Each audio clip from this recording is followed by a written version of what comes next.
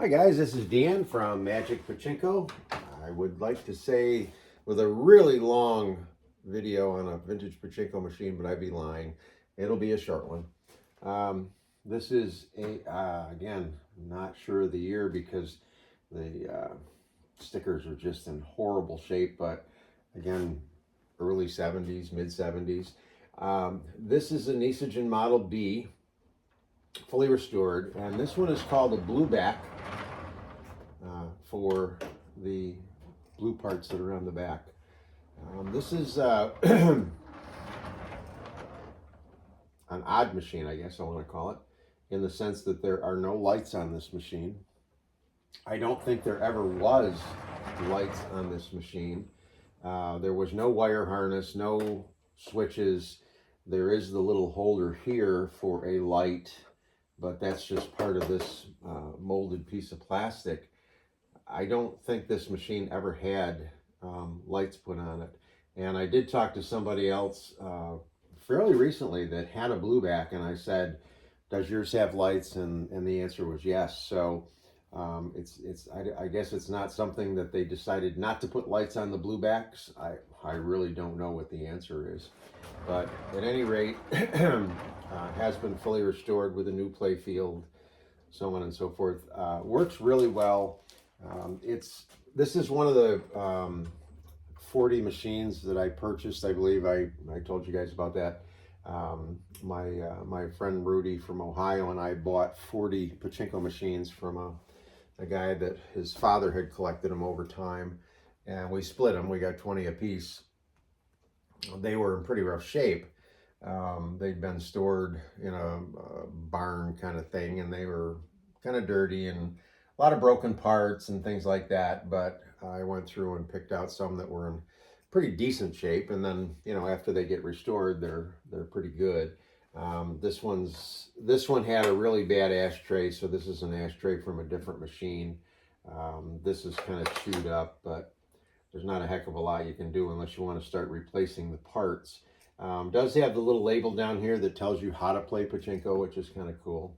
A few nicks and dings on the cabinet, but overall it came out pretty nice.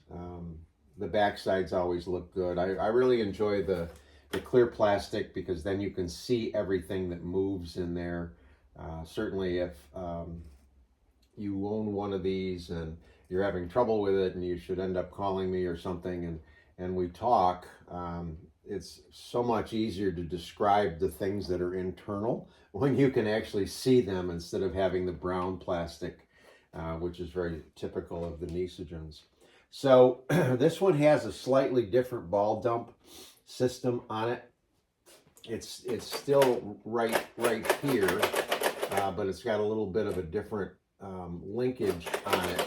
So what you want to make sure of is that you push this down and it'll free up these L-shaped pieces here. You want to make sure that they're down, and then when you let go of that, when you go to push up, they don't go way up. In other words, they're being captured across here. What it does is it creates the bridge that allows the Pachinko balls to roll over into the jackpot. So just make sure that that is in that condition before you put any balls in it. As always, you start with a handful. And if everything is set right, they'll flow from here into the turnaround across and into the jackpot, and that's where they stop. And that's what happens. So now that we know the pathway is full the way it should be, you can then put plenty of Pachinko balls in.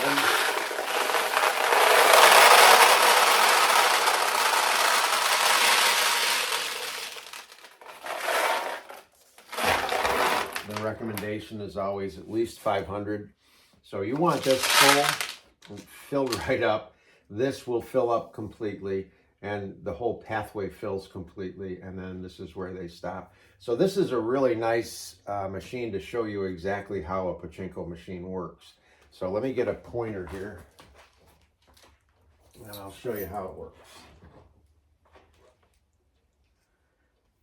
When a player is playing any pachinko ball that goes into the machine as a win gets captured within the confines of this plastic here. They drop onto a ramp, and that ramp is actually, this is the lower portion of the ramp right here. It runs right across the bottom of this, kind of on an angle about like that, okay? So the balls all drop, they roll, and they go right into the end of the seesaw. Now the seesaw on almost every Nishijin, in fact I think every Nishijin I've ever played with, is this piece of white plastic here. And if you notice right now it's on an angle this way rather than this way. In other words, the right end is up, the left end is down. So the ball comes rolling down that ramp, goes right into the end of the seesaw. The weight of the ball will then tip the seesaw downward, and the ball will roll out and come down what's called the exit chute. And it'll come down and roll around, and it'll come right to here. And right here, this piece of metal right here is the tip of the jackpot arm, right there. And that jackpot arm goes across the machine about like that. And you can see, again, it's nice with the clear covers, you can see it, it's right here. It's on a pivot. It joins the vertical jackpot arm that runs. I probably shouldn't use a magnetic pointer. It joins the vertical rod, which then joins the horizontal piece that goes across to the jackpot situation right up in here. So it makes like a backwards C. All right. So again, a ball comes in, rolls into the seesaw, seesaw tips, it comes out into the exit chute, lands on the end of the jackpot arm. The weight takes the jackpot arm down, which lifts this up, which makes this open and drop 14 balls out. When the 14 balls hit this white platform, this goes down, this comes up and lets the paper clip lift, and the winning ball will drop out. And then the whole system resets itself. So what I'm going to do now, make sure I got the camera where I want it. I think that's pretty good. What I'm going to do now is open this up, and I'm going to drop a winning ball in one of the pay pockets. And let's see if we can get this in. So watch right now, right where the seesaw is. See, that was a real good example of how a winning ball comes in and the action of the machine itself. Watch again.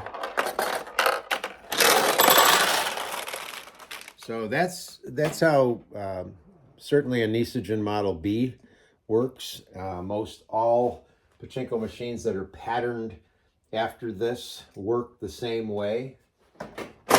The Model A's are different, but any Model B that's like this, they all pretty much work the same way.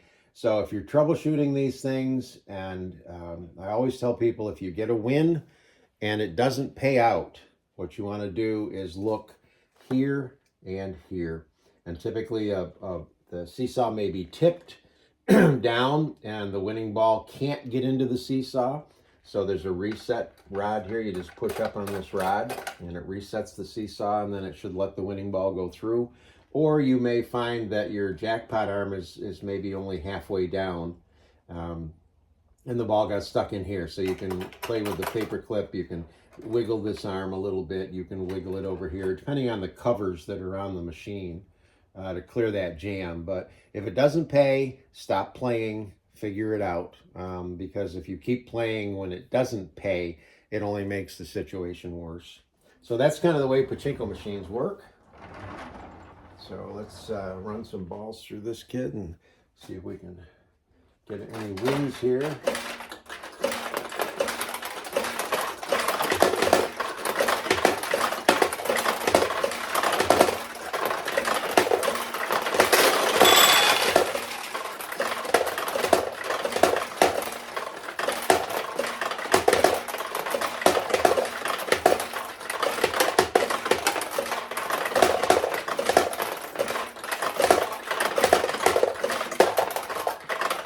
What I was trying to do is get another ball to go in here. Let me do this. You can see the way this works. Oops, so if a ball drops down the middle,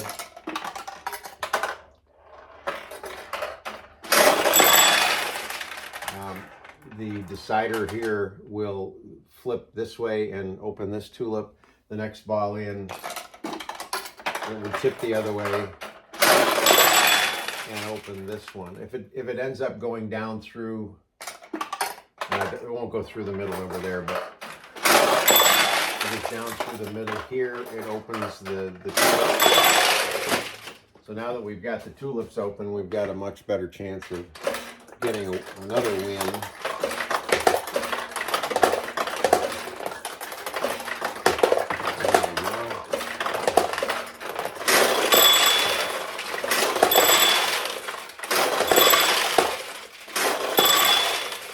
So that's the Nishijin Model B Blueback, fully restored. This one will be for sale on the website, so check the website and see if it's still there if you're interested in it.